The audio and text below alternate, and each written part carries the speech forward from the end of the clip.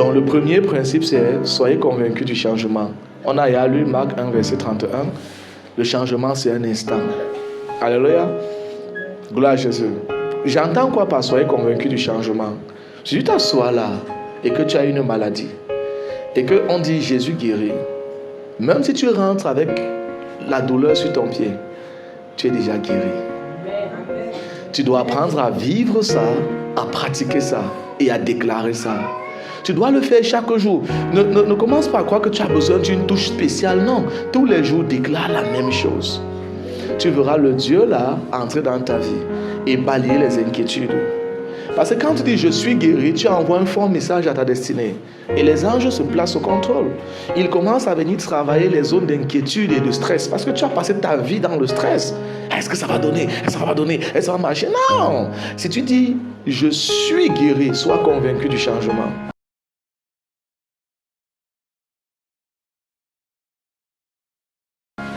Soyez convaincus du changement. Le changement ne prend pas toute une vie. Le changement, c'est un instant.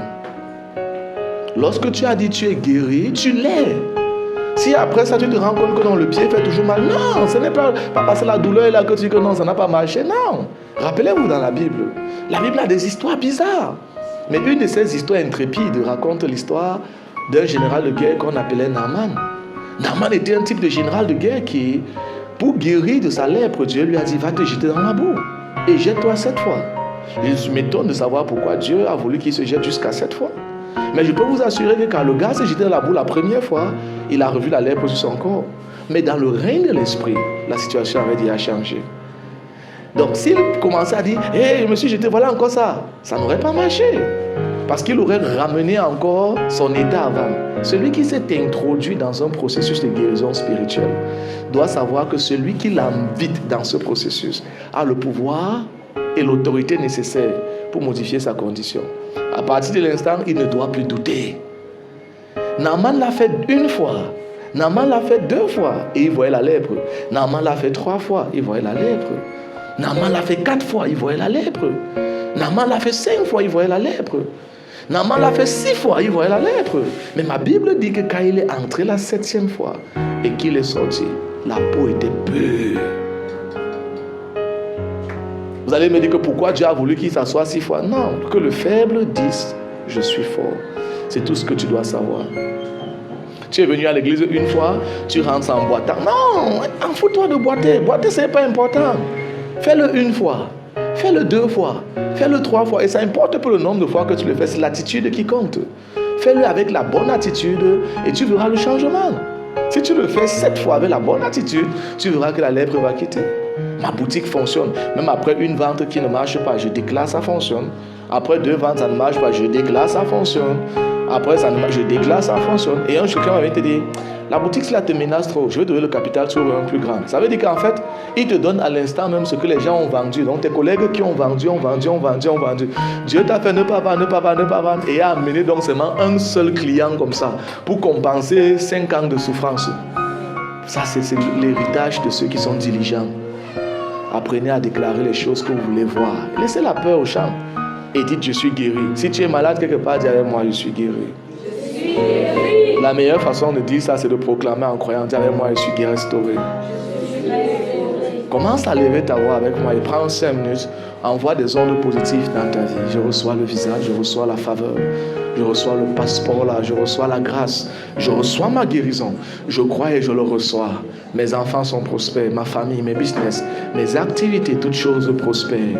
Dans mes mains, toutes choses excellent. Je suis la semence d'Abraham en Jésus-Christ. Je marche dans la promesse d'Abraham. Je crois et je reçois. Je déclare et je proclame. Je confesse la liberté, la faveur, la stabilité, l'excellence, le succès, la grâce, la joie. Je professe l'abondance. En tout lieu et en tout temps, je déclare, je suis favorisé. La grâce de Dieu marche avec moi. L'Éternel, le Dieu de mon rocher, reste à jamais ma bannière. Je déclare sur ma destinée. Aucun hôtel ne va me toucher, aucune force satanique. Les hôtels de réclamation, les hôtels d'échec, je les maudis dans le sang de Jésus. Je les réprimande au nom de Jésus. Et pendant que tu es, pense à tes enfants, pense à ta femme, pense à ta maman, pense à tes parents et couvre-le dans le sang de Jésus. Je déclare que l'évangile va s'infiltrer dans ma famille. Le sang de l'agneau va localiser ma mère, va localiser mon oncle, va localiser ma tante, va localiser au nom de Jésus. Et je vois une saison de changement, je vois une saison de grâce, je vois une saison extraordinaire. Commence à dire à Dieu, Seigneur, je suis convaincu du changement. Je suis convaincu que les choses changent. La guérison descend dans mes pieds. La guérison entre dans mes reins, ça entre dans mes chevilles, ça entre dans mon être, ça entre dans mon âme. Je suis convaincu du changement. Et Éternel, je suis convaincu du changement. Je suis convaincu du changement. Lève ta voix, commence à dire à Dieu, Seigneur, je suis convaincu. Toutes choses concourent pour mon bien. Toutes choses concourent pour mon bien. Toutes choses concourent pour mon bien. Toutes choses concourent pour mon bien. Toutes choses concourent pour mon bien. Je suis convaincu du changement.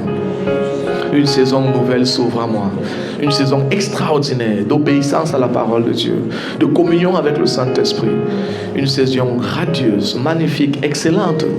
Je déclare, je suis convaincu du changement au nom de Jésus. Toute terre que mes pieds vont fouler, je prends en possession. Et si tu vas dans un marché, pourquoi ne pas te lever maintenant et prendre possession de ce marché?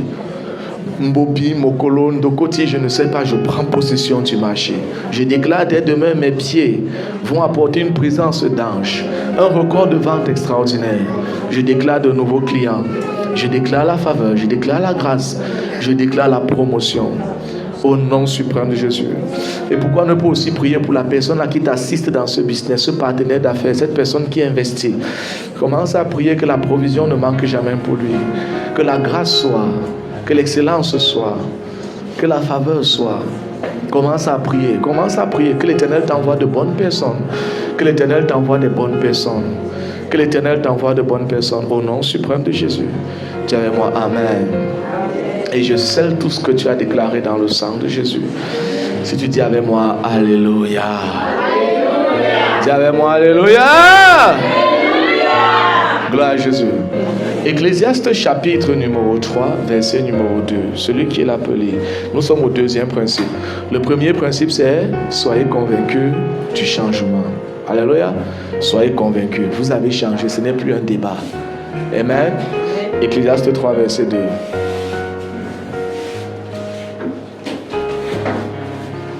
Ecclésiaste 3, verset 2, celui qui est appelé. Ecclésiaste 3, verset 2, je lis pour la gloire de Dieu. Un temps pour naître et un temps pour mourir. Un temps pour planter et un temps pour arracher. Alléluia. Il a été planté. Gloire à Jésus. La Bible déclare qu'il y a un temps pour planter et un temps pour arracher ce qui a été planté. Amen. Écoutez. Lorsque tu es convaincu du changement, tu passes à la deuxième étape du voyage. La deuxième étape consiste à créer le nouveau futur. Parce que avant que tu décides de changer, le diable t'avait mis dans un futur de désordre, d'échec. Donc maintenant que tu es convaincu que tu as changé, crée un nouveau futur.